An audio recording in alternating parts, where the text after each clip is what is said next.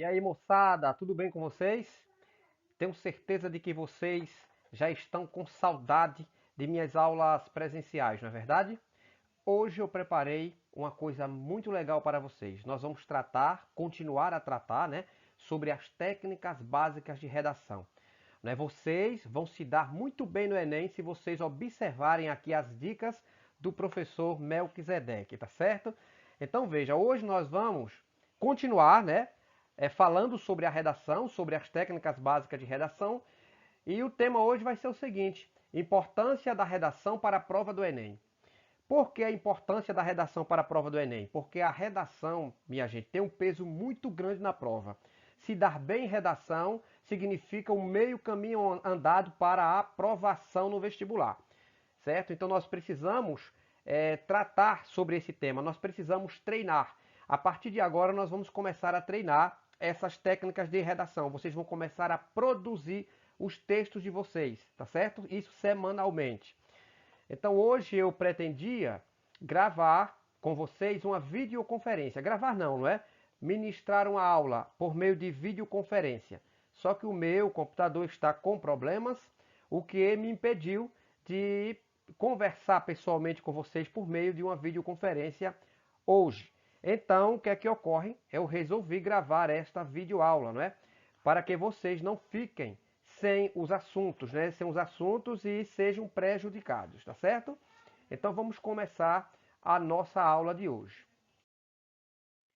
Então vejam bem, a redação do Enem é uma parte da prova que muita gente ainda tem muito receio de enfrentar. Isto é uma coisa comum.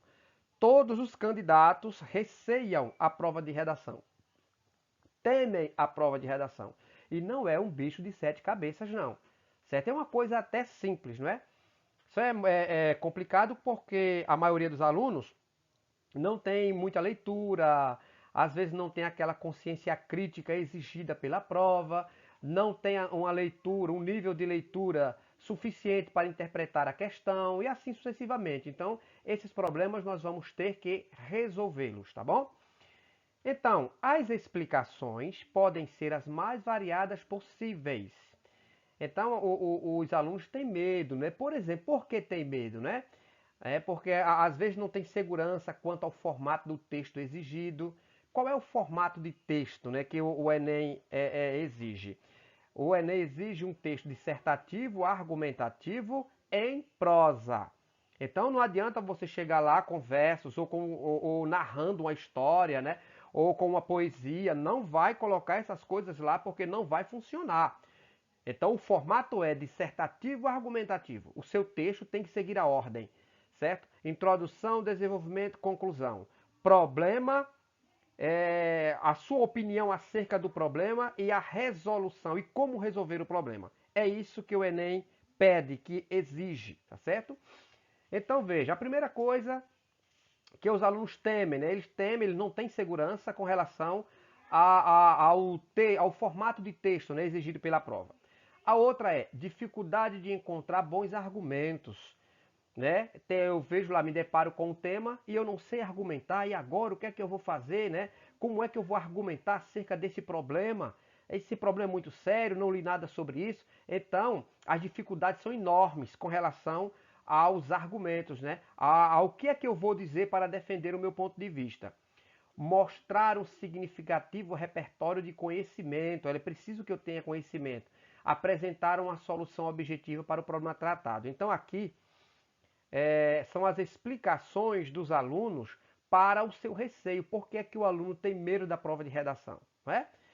Porque ele precisa seguir essas normas, ele precisa seguir o formato do texto, né? Ele não pode, ele tem que dominar, ele não pode ter essas dificuldades com relação aos argumentos, né? Ele tem que demonstrar um significativo repertório de conhecimento, porque ele precisa conhecer o tema e ele precisa apresentar uma solução objetiva para o problema tratado. Beleza? Então vamos continuar a ler isso aqui. A redação do Enem é uma parte da prova que muita gente ainda tem muito receio de enfrentar. Por quê? As explicações podem ser as mais variáveis possíveis, seguir o formato de texto exigido, dificuldade de encontrar bons argumentos, mostrar um significativo repertório de conhecimento, apresentar uma solução objetiva para o problema tratado. Então são os problemas de que já tratamos, de que já falamos, beleza? Vamos prosseguir. A redação tem uma importância muito grande no exame, já tratamos sobre isso. Se o candidato for bem na redação, ele pode conseguir um peso maior na média final do que se acertar todas as questões objetivas. Olha só, se liga aí. Se porventura o aluno acertar todas as questões do Enem, todas as questões objetivas, mas ele for um fracasso na redação, a nota dele vai lá para baixo. Mas se for o contrário, suponhamos que ele acertou poucas questões objetivas, né? Acertou poucas questões. No entanto, se deu muito bem na redação, fez uma redação excelente, então a nota dele vai lá para cima, tá certo? Porque muitas vezes a banca vai considerar que o aluno estava nervoso, né? Para responder as questões objetivas, né? E esse nervosismo o atrapalhou, né? Como é que um aluno que escreve tão bem desse jeito, que escreve uma redação tão boa como essa, né? Como é que esse aluno pode ser prejudicado simplesmente porque ele não soube interpretar uma questão? Então eles vão, como é que se diz a história, eles vão aliviar para o candidato, né? O texto dele, a redação vai fazer com que a banca olhe, veja este aluno com outros olhos. Não vão considerar os erros lá que ele cometeu na prova objetiva, porque vão considerar um maior peso na provinha de redação, ok? Então, vamos ter que treinar muito redação, porque ela tem um peso muito grande na prova, certo? Vamos prosseguir. Então, nós vamos tratar agora dos critérios de avaliação. Como é que a banca, com base em que a banca avalia o candidato, né? Quais os aspectos que estão sendo considerados na hora da avaliação? Né? A banca vai exigir de vocês o quê? É isso que nós vamos tratar agora. Então, critérios de avaliação. Quais são as competências exigidas na redação do Enem? O que é que o Enem exige de você? O que é que ele pretende que você, qual o nível de conhecimento que ele pretende que você atinja? Quais são as habilidades que a prova do Enem exige que você tenha? Então vamos lá. Na redação do Enem, é exigido que o candidato produza um texto em prosa do tipo dissertativo argumentativo. Já tratamos sobre isso. Nele, quem é ele, né? Nele quem? No texto dissertativo argumentativo. É necessário defender uma tese, ou seja, defender uma opinião sobre um tema estipulado com bons argumentos e utilizando elementos de coerência e de coesão. Então, gente, nós vamos tratar um pouquinho aqui sobre esta coerência e esta coesão na aula de hoje, tá certo? Então, veja, eu preciso defender uma tese.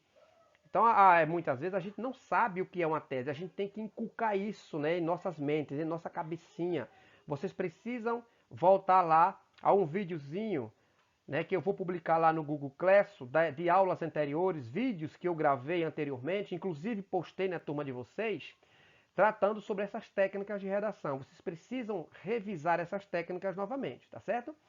Então veja, a prova de redação vai ter o tema. Então, diante do tema, eu aconselho que vocês enxerguem o tema como sendo um problema. Então, o tema é um problema. A tese vai ser o que você pensa acerca do problema. Então, vai ser a tese. Eu tenho lá um problema, por exemplo, como resolver o alto índice de violência nas favelas do Rio de Janeiro. É um problema. Como resolver esse problema da violência no Rio de Janeiro? Então, vamos supor que esse fosse o tema. Então, o tema, na realidade, é um problema que a prova, que a banca coloca para vocês. Então, diante do problema, o que é que você pensa a respeito? Né? Qual a sua opinião a respeito do tema? Então, na sua visão, de que forma, como seria resolvido o problema da violência nas favelas do Rio de Janeiro? Então, a resposta para este problema seria a sua tese. O seu posicionamento sobre o problema seria a sua tese. Então, a tese é uma opinião acerca daquilo, tá certo? Acerca do problema apresentado, tá certo? Então, veja, se eu tenho uma opinião acerca do problema, então eu tenho como argumentar favorável a essa tese, não é? Não terei? Se porventura eu chegasse para você e perguntasse, do nada, eu chegasse aqui e perguntasse, olha, me diz uma coisa, nas eleições passadas você votou em em qual candidato? Aí você iria me dizer, votei no fulano, votei no Beltrano. Aí, diante da sua pergunta, eu fizesse uma outra, perguntasse, por que você optou por votar no fulano ao invés do Beltrano? Por que você escolheu um ao outro? Aí você vai me dizer, olha, eu votei no fulano por causa disso, disso, disso e disso. Então você vai ter os argumentos. Na dissertação, no textozinho de vocês, é a mesma coisa. Você vai imaginar, na hora que você estiver escrevendo sua redação, você vai imaginar que o auditório, um público, vai ler a sua redação. E qual é o desafio? Você vai ter o desafio de convencer a esse público, né, convencê-los de que a sua ideia é a melhor ideia, de que a sua tese é a melhor, do que o seu ponto de vista é o verdadeiro. Então você vai persuadir aquele público. Então, se eu estou escrevendo um texto para um auditório, alguém vai ler o meu texto. E eu preciso persuadir essa pessoa que vai ler o meu texto, né, persuadi-lo de que eu estou com a razão. Entende? Então é por isso que eu tenho que apresentar vários argumentos, várias provas. Então, voltando à questão dos candidatos, né, se eu perguntasse a você, você ia me dizer, olha, eu votei no fulano de tal por causa disso, disso e disso. Você ia justificar o seu voto. E, de certa forma, você estaria querendo me convencer, né, de que o seu voto, né, a sua opinião acerca do candidato foi uma opinião acertada. De que você estava certo em ter optado por este candidato e não por aquele outro. Tá certo? Então é isso. Você vai apresentar um problema, a sua opinião vai defender o seu ponto de vista, só que a diferença, neste caso, vai ser por escrito. Então eu preciso colocar as ideias no papel, por escrito. Então vamos lá. A ideia também é apresentar uma proposta de intervenção. Escuta bem. Uma proposta de intervenção social, com uma solução para o problema levantado inicialmente, respeitando os direitos humanos. Então, isso é o que o Enem exige de vocês. Eles vão colocar lá um problema, porque geralmente a prova do Enem, eles vão colocar um tema polêmico para você discutir esse tema no texto. Então o tema é polêmico. Então você não pode ficar em cima do muro. Diante de um tema polêmico, eu tenho que tomar um posicionamento. Eu não posso ficar em cima do muro. Ou eu sou contra ou sou favorável. Eu não posso ficar em cima do muro. Tá certo? Então, diante de um problema polêmico, eu tenho que me posicionar. Tá bom?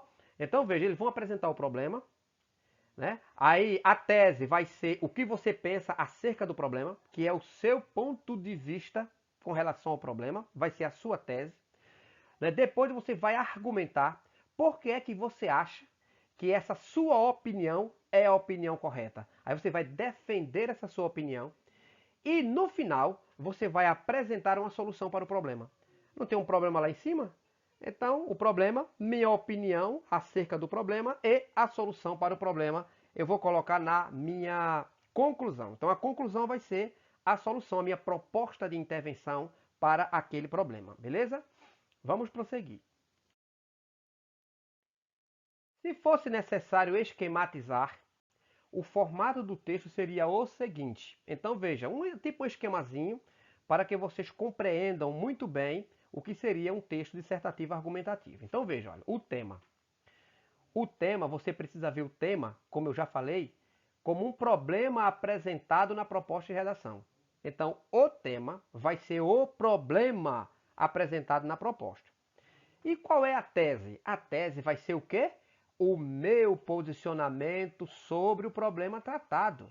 O que é que você pensa a respeito? Qual é o seu posicionamento a respeito, né? Diante desse tema. A tese vai ser o seu posicionamento. E os argumentos? Vai ser a defesa do seu ponto de vista, ou seja, a defesa da tese. Certo? Eu vou ter que defender o meu ponto de vista com unhas e dentes. Provar que eu estou certo. E eu vou provar isso a quem? Vou provar para o meu leitor. Né? Eu vou provar para o meu auditório. Para as pessoas que vão ler o meu texto, para os meus leitores. Então eu vou ter que fazer a defesa do meu ponto de vista. E depois, no final, eu vou fazer a proposta de intervenção. E o que seria a proposta de intervenção? Seria a solução para o problema. Então é isso, são esses passos que vocês vão seguir na redação. Diante do tema, o tema eu vou vê-lo como um problema, né? Diante do problema, eu vou ter o meu posicionamento sobre esse problema. E o posicionamento vai ser a minha tese. Depois, os argumentos vão ser a minha defesa sobre a tese. E depois, a proposta de intervenção é a minha solução para o problema. O que é que eu penso para o problema? Eu vou especificar como vocês vão fazer isso daqui a pouquinho, viu? Nos próximos slides. Vamos tendo paciência. Vamos lá, vamos prosseguir. De acordo com a cartilha de redação do Enem, divulgada pelo INEP, que é o órgão responsável pela aplicação da prova, são avaliadas 5 competências nessa produção de textos. São elas. Então veja, a banca vai lhe avaliar com base nessas competências. Cada competência vai valer de 0 a 200 pontos. Ou você ganha 200 pontos, ou você perde os 200. Tá certo? Não tem essa não. Ou você ganha ou você perde. Então você tem que observar direitinho as competências, né? O que é que você deve estudar para se dar bem nesta prova. Entendeu? Entenderam? Então vamos lá. Primeira competência. Demonstrar domínio da modalidade escrita formal da língua portuguesa. Gente, olha, atenção. Domínio da modalidade formal, tá certo? Existem 2 tipos de linguagens na língua portuguesa. Existe a linguagem formal e a linguagem dita coloquial, que é a linguagem informal. A linguagem formal é aquela que eu utilizo quando eu vou falar com a autoridade, quando eu vou me referir a uma autoridade, quando eu vou escrever uma carta para uma autoridade, eu vou escrever um ofício para uma autoridade, eu vou escrever um texto científico, né? Os textos que estão no livro de vocês, a linguagem que vocês aprendem na escola, tudo isso se refere à linguagem padrão, à linguagem formal da língua, tá certo? E o que seria a linguagem informal? A linguagem coloquial, né? Se refere à linguagem que nós utilizamos no dia a dia, no trato com nossos amigos, com os nossos familiares, com os nossos vizinhos, né? Então é a linguagem coloquial, né? Que é a linguagem oral, que a gente utiliza informalmente com nossos colegas, tá certo? Ou nossos familiares. Então, por exemplo, se eu vou escrever uma carta para uma autoridade, por exemplo, para o prefeito do meu município. Eu vou escrever uma carta para o prefeito do meu município exigindo que ele realize determinada obra no meu bairro, uma suposição. Então, esta carta deve ser uma carta formal, seguindo a escrita formal da língua portuguesa. Tá certo? Agora, se eu vou escrever uma carta para um amigo, então, eu vou fazer uma carta usando a linguagem informal, a linguagem coloquial, porque ele é meu amigo, né? Ele é meu parceiro. Então, vou usar a linguagem informal. Se eu vou escrever um e-mail para um amigo, então não vou me preocupar com linguagem. Vou lá, chego lá no meu e-mail e coloco: e aí, cara, tudo bem? Tudo legal contigo, meu irmão? Né? Nunca mais te vi, cara. Aparece aqui na minha casa, Bel. Então, você vai usar o seu linguajar do dia a dia. Você está tratando com um colega seu, com um amigo seu, vocês têm intimidade, então eu não preciso de formalidades. Então eu vou usar a linguagem informal ou linguagem coloquial. Agora, se eu vou escrever um e-mail e vou direcioná-lo ao governador do estado de Alagoas, aí é diferente. No e-mail eu vou ter que começar logo primeira coisa, logo no início do meu texto, já começo utilizando a linguagem formal. Vou chegar lá, ó. Excelentíssimo senhor governador do estado de Alagoas, né? Venho por meio desse instrumento a vossa senhoria para tratar e tal e tal. Então você já começa com a linguagem formal, porque se trata de uma autoridade. Então eu preciso dominar as 2 vertentes, as 2 linguagens. A linguagem formal da língua e a linguagem coloquial. A linguagem padrão, né? E a linguagem informal da língua portuguesa, tá certo? Então vejam bem, na prova de redação eu não posso incluir marcas da oralidade. O que é isso? Eu não posso colocar na minha redação gírias, eu não posso colocar lá, por exemplo, escrever um texto da forma que eu falo. Eu não posso fazer isso. Porque na redação, certo? Se exige o domínio da linguagem padrão. tá certo? Vamos colocar assim, da linguagem da elite, tá bom? A linguagem da elite, aquela linguagem rebuscada, a linguagem padrão, tá bom? Seguindo a língua portuguesa, a gramática da língua portuguesa, tá bom? Então veja, na competência 1, eles vão avaliar o domínio de vocês com relação à modalidade escrita formal da língua portuguesa, tá certo? Até que ponto vocês conhecem a língua formal, a linguagem formal da língua portuguesa, tá certo? Então, o texto que você vai escrever não deve apresentar marcas de oralidade. Veja bem, aquela expressão, e aí, cara? E aí, meu, mano? Aquelas expressões populares eu não posso usar na minha prova, tá bom? O texto não deve apresentar marcas de oralidade e precisa seguir as regras da nossa língua. Ou seja, o texto vai ter que seguir as normas de acentuação, as normas de ortografia. Eu preciso escrever as palavras da forma correta, tá certo? Muita atenção com relação a isso. Eu vou ter que separar as sílabas da forma como manda a gramática. Eu vou ter que usar adequadamente o hífen. Eu tenho que usar as letras maiúsculas e minúsculas no momento adequado. Por exemplo, nome de pessoas, nomes de lugares. Eu vou usar a inicial maiúscula, as iniciais maiúsculas desses nomes. O início de parágrafo, eu vou usar a letra, as iniciais maiúsculas também. Então eu preciso entender como é que eu vou utilizar isso no meu texto.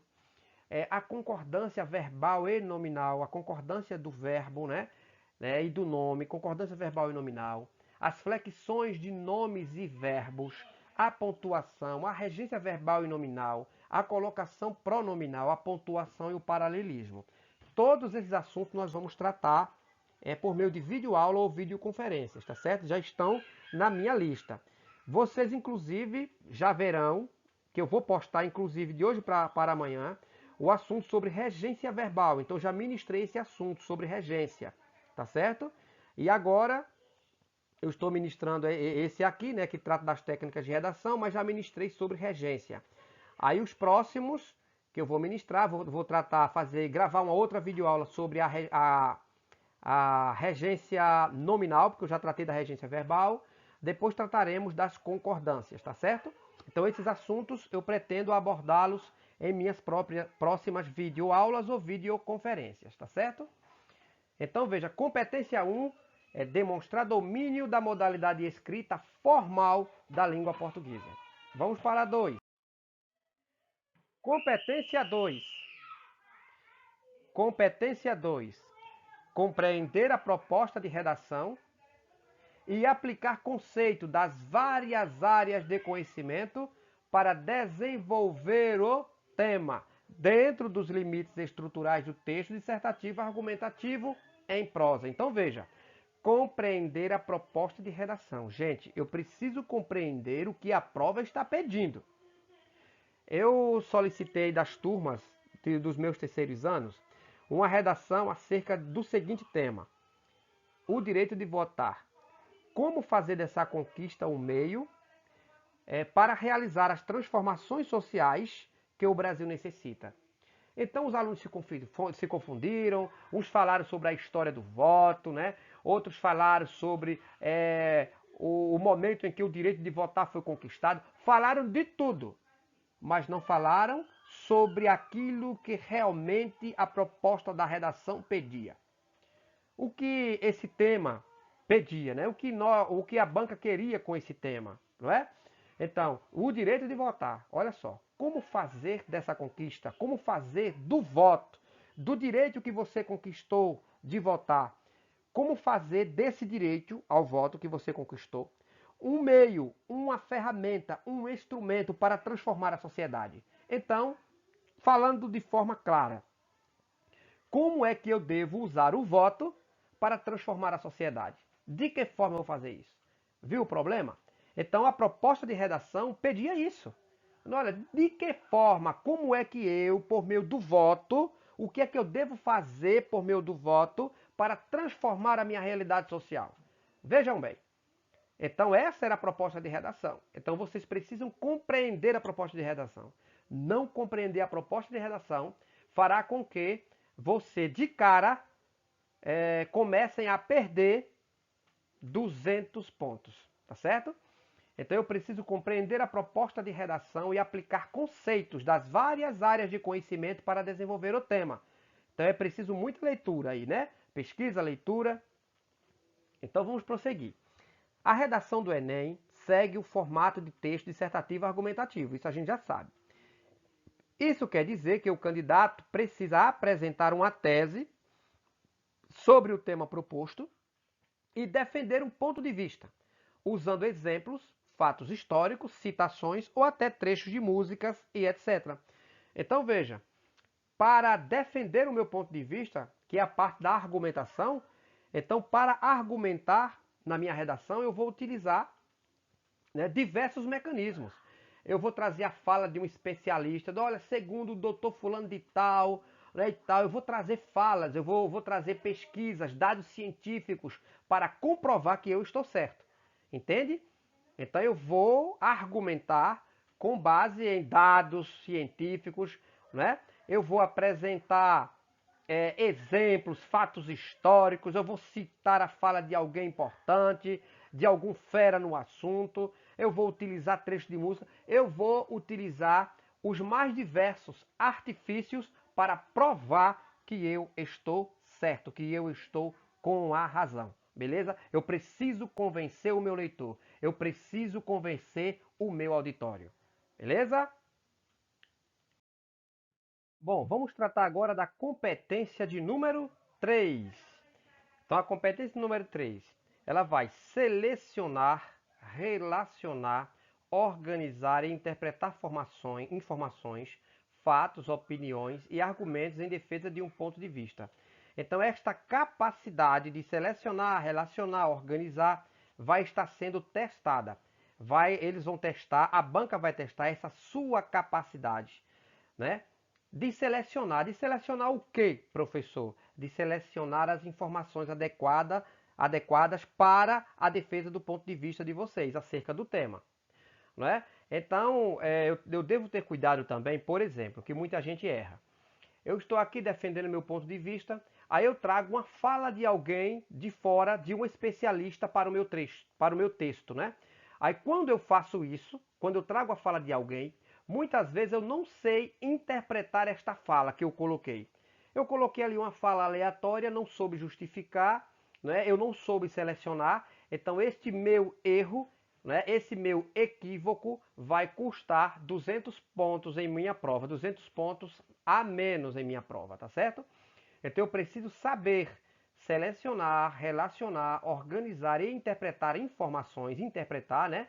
Informações, fatos, opiniões e argumentos em defesa de um ponto de vista. Então eu estou defendendo o ponto de vista, então eu devo interpretar as informações adequadas. Eu devo trazer para o meu texto as informações adequadas, tá bom?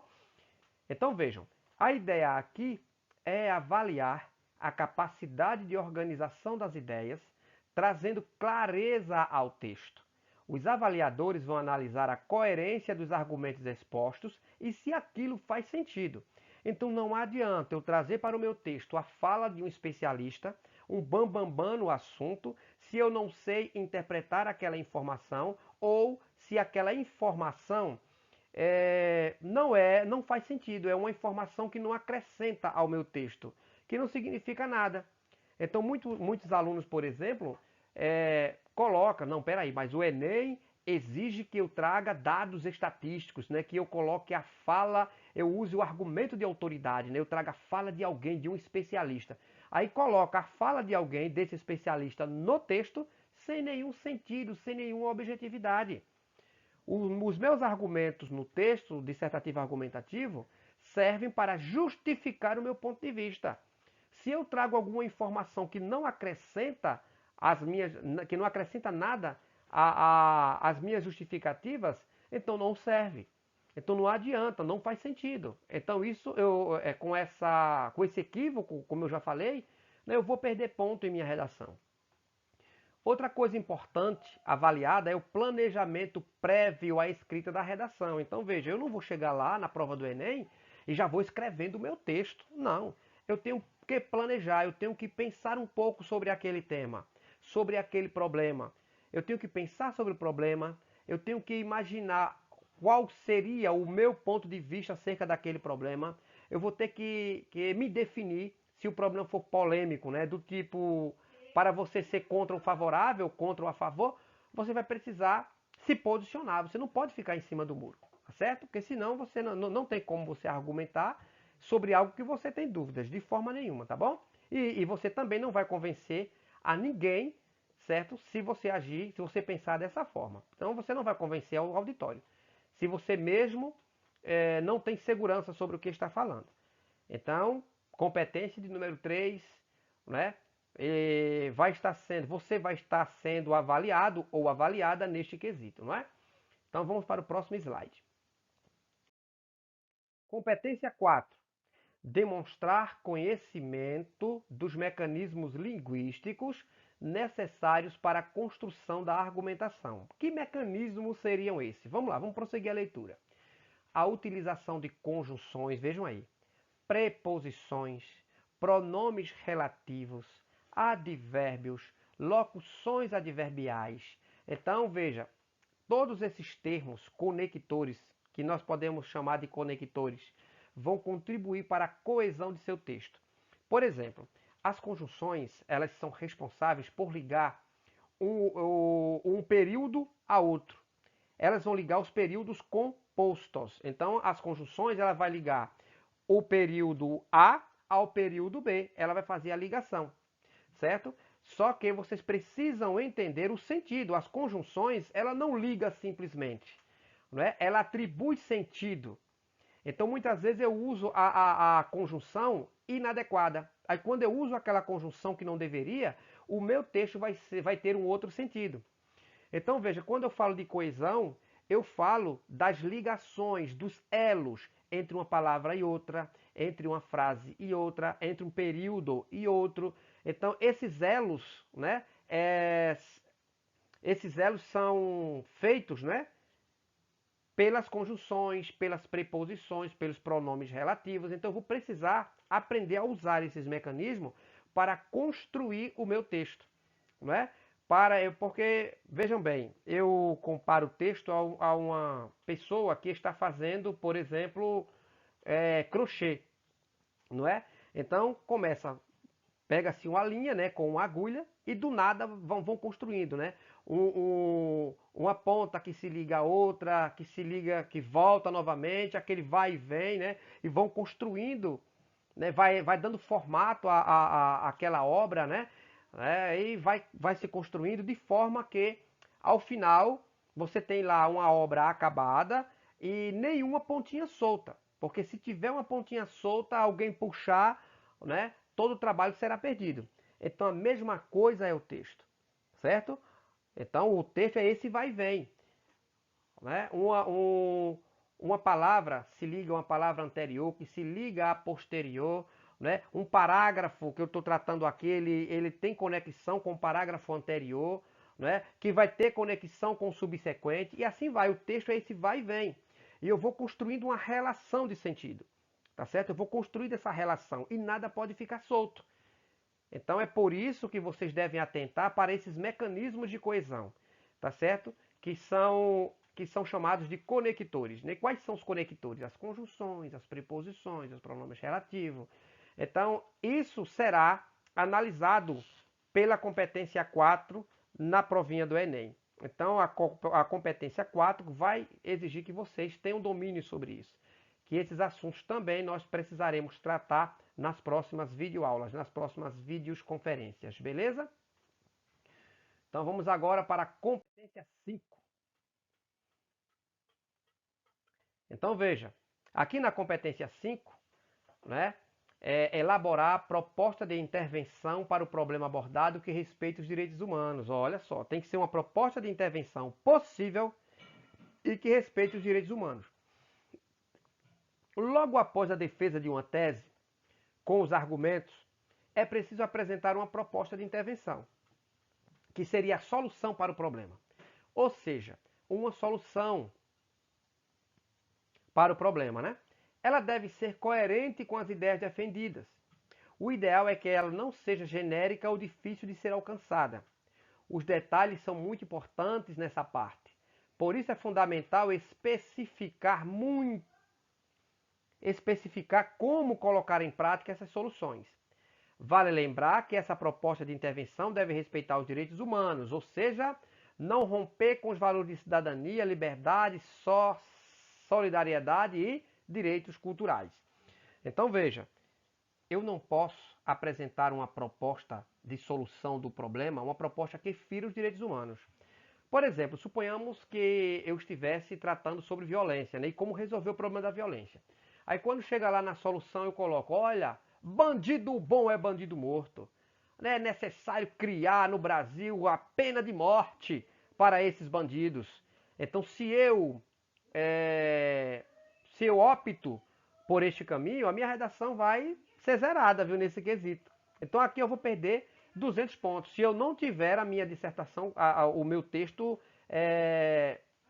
cancelado não, como é colocado, deixado de lado. Sequer eles vão avaliar o seu texto, tá bom? Porque a sua proposta de intervenção não está em consonância com os direitos humanos, tá certo? Então eu preciso colocar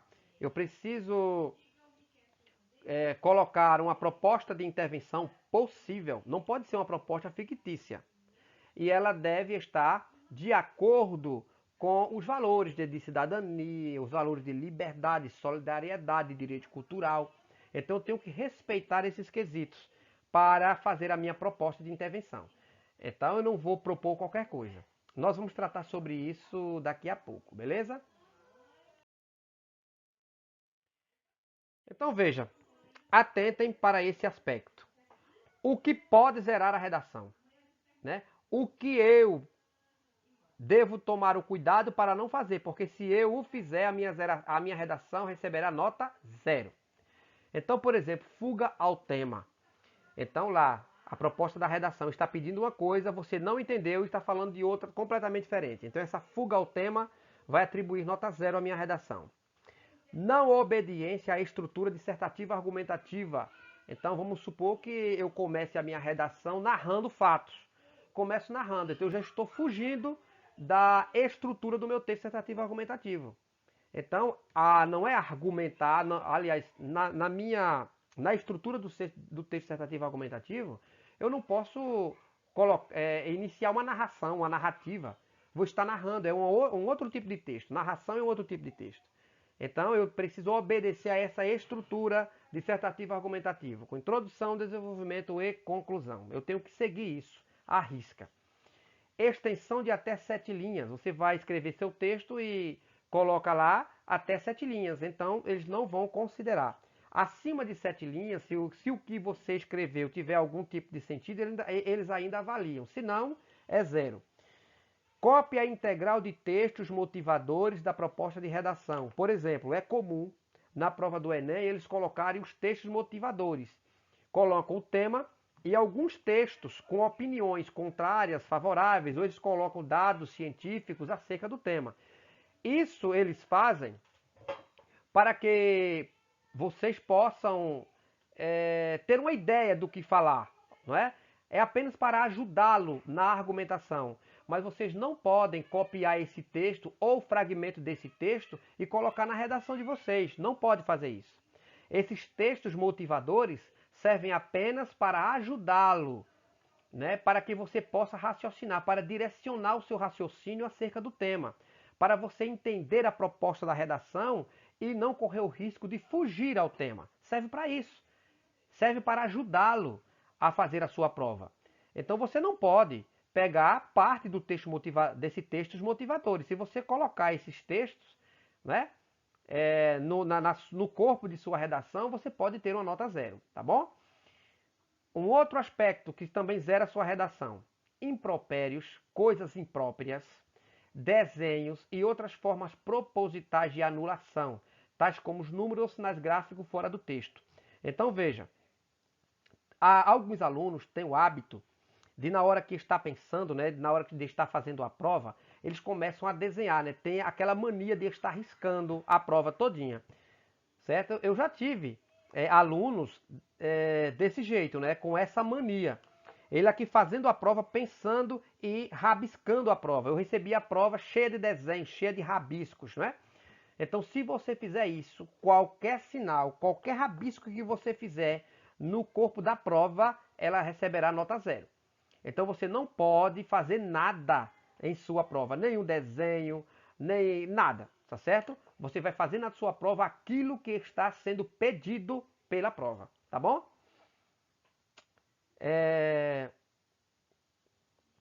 Parte deliberadamente desconectada do tema proposto. Então, eu estou aqui discorrendo sobre o tema e, de repente, eu falo uma coisa que não tem nada a ver. Então, eu falei uma coisa que está desconectada do tema. Então, aquilo que eu falei de forma desconexa, né, não vai servir para fortalecer a minha argumentação acerca do tema, então isso não serve para nada, né? Você escreveu isso aqui sem nenhum propósito, então isso vai contribuir para para a queda, né, da nota de sua redação, né? Você vai correr o risco de tirar uma nota 0 por causa disso, tá bom? Assinaturas, nomes, apelido ou rubrica fora do local devidamente designado para a assinatura do participante. Isso atribui também nota 0 à sua prova. Então, quando você receber a prova do Enem, vai ter lá a parte para você colocar os seus dados. É uma parte específica. Em nenhuma outra parte da prova você deve assinar. Você pode assinar, em canto nenhum. Tá certo? Se você colocar assinatura, nome, colocar apelido, rubricar, qualquer coisa que você fizer, sem autorização, sem que a prova esteja pedindo, você vai receber uma nota 0. Beleza? Texto predominantemente em língua estrangeira. Gente, é uma das proibitivas em prova de redação ou de concurso. Você não pode usar estrangeirismo, que são palavras estrangeiras em minha prova. Por exemplo, vamos supor que a prova, o tema da prova fosse acerca de comida, né? Vamos supor. Uma suposição, viu? Aí, ao invés de eu usar um termo brasileiro, eu coloco lá uma palavra que eu acho bonita, por exemplo. Eu coloco lá hot dog. Eu preparei um hot dog. Então, hot dog é uma palavra inglesa.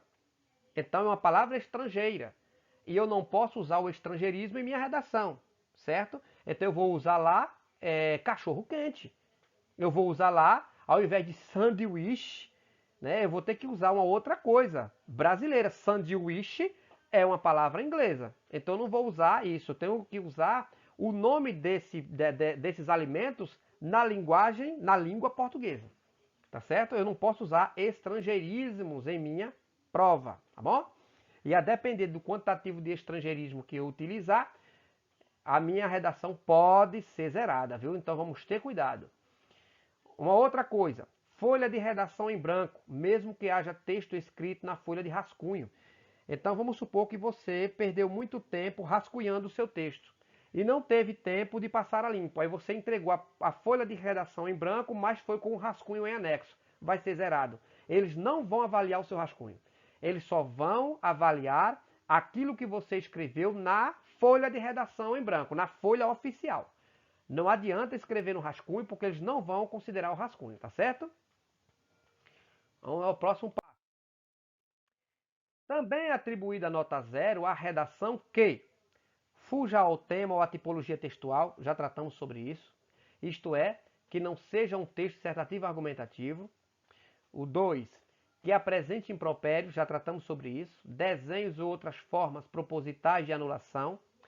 Parte deliberadamente desconectada do tema proposto, assinatura, nome, apelido ou rubrica fora do local devidamente designado para a assinatura do participante, os trechos que forem copiados dos textos motivadores ou de questões objetivas do caderno de questões não serão considerados em relação ao total de linhas escritas. Vale apenas aquilo que foi produzido pelo participante. Então veja bem, se você copiar dos textos motivadores que eles coloquem lá na proposta de redação, você copiou uma parte toda, é nota 0. Mas você copiou apenas 3 linhas. Essas 3 linhas não serão consideradas, né, com relação ao quantitativo de linhas. Eles vão descontar.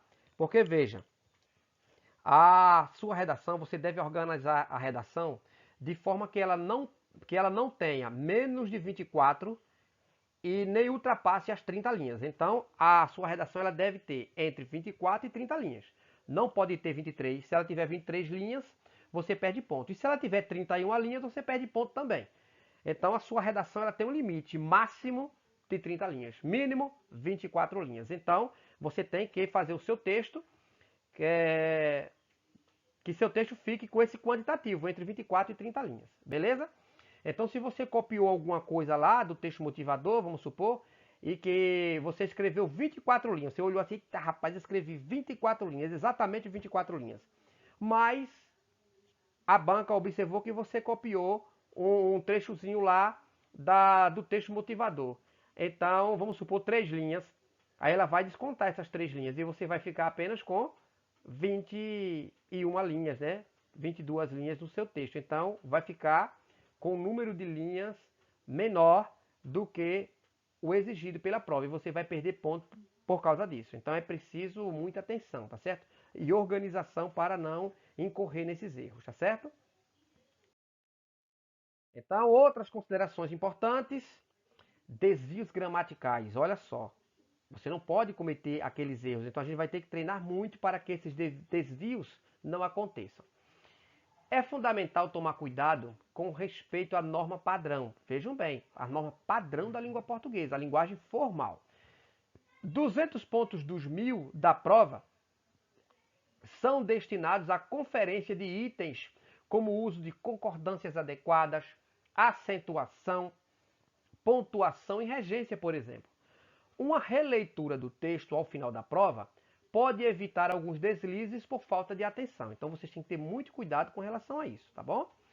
Proposta de intervenção inexistente ou inadequada. Olha, o finalzinho lá. Eu escrevi uma redação maravilhosa. Aí quando chega lá a minha proposta de intervenção, né, é uma proposta inexistente, é uma proposta inadequada, é uma proposta fantasiosa, que não existe a possibilidade dela ser colocada em prática. Tá certo? Então veja, o Enem é uma prova que tem como característica a exigência de uma proposta de solução ao final do raciocínio. Outros 200 pontos dos 1000 disponíveis são reservados para a avaliação de uma proposta adequada. Veja bem, essa proposta adequada deve ser composta de um conjunto. Então, quem fará o que e como? Então, na minha proposta de intervenção, eu vou ter que dizer lá, especificar quem vai fazer o que e como vai fazer. Então, a minha proposta de intervenção ela deve ser realizável, ela não pode ser uma proposta fictícia. Você discutiu o problema, argumentou sobre o problema. Agora, qual é a solução para este problema? Então, você vai apresentar a solução e vai dizer quem vai fazer o que e como vai fazer. Quem é que vai resolver este problema? Né? A quem cabe a resolução desse problema? E como resolver esse problema?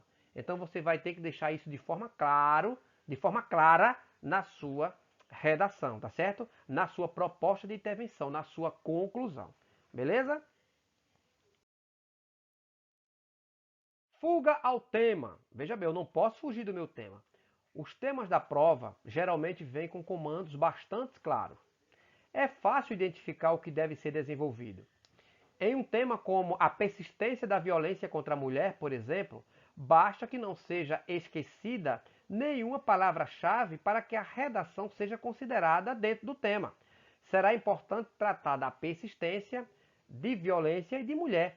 Essa identificação das palavras-chave pode ser repetida em qualquer tema. Então veja bem, diante do tema eu tento encontrar uma palavra-chave. E eu vou ter que, na minha cabeça, tratar de todas essas palavras-chave em meu texto, para que eu não corra o risco de fugir ao tema, tá bom? Desorganização do raciocínio. Para que o que se quer defender fique claro, pensar em introdução, desenvolvimento e conclusão pode ser uma saída adequada.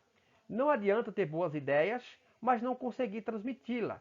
Sendo assim, treinar essa organização pode atribuir, né, a segurança necessária para o momento da prova. Então veja, eu tenho que argumentar na minha prova de redação de forma clara, concisa, de forma organizada. Eu não posso sair falando, atirando para todo lado, sem nenhuma objetividade. Então, eu preciso que o meu texto tenha organização, que os meus raciocínios sejam organizados. Né? Tenham início, meio e fim, claros e objetivos. Beleza?